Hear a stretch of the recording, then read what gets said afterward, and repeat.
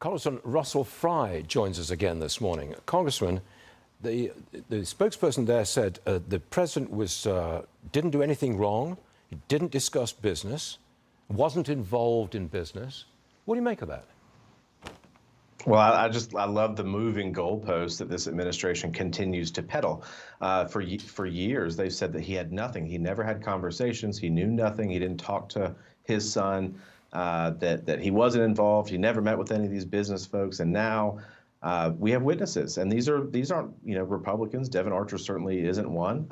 They've come forward and they've blown the whistle, so to speak, on this. And so I'm not surprised to continue to hear the administration dodge these questions. I think the press owe it to the American people to ask the serious questions.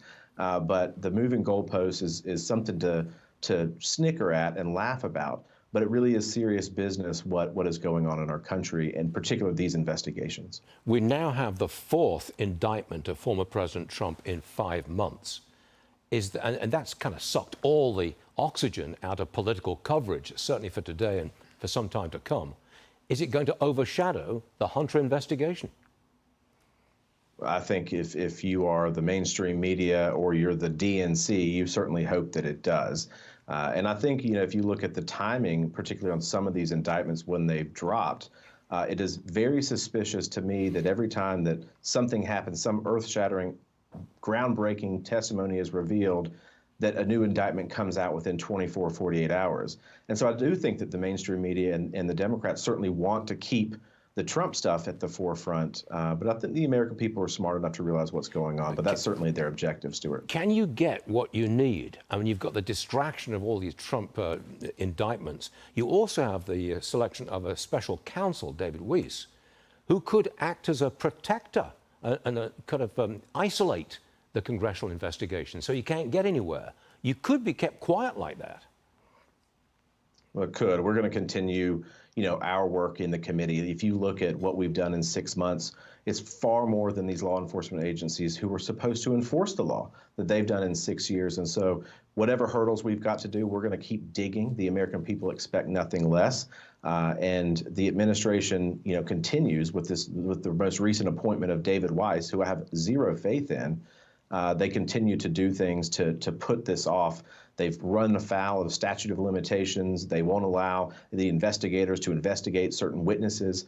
So this is just another day in Biden's America.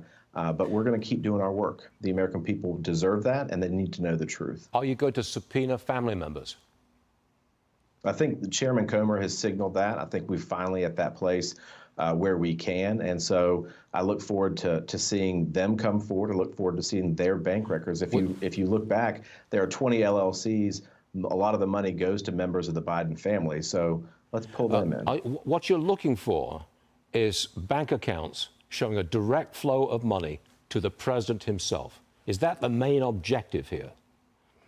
I think that's the objective at the end of the day, is what we want to see. And I think the president can be very transparent and bury this whole thing if he just releases his own bank records. But for years, he hasn't done that.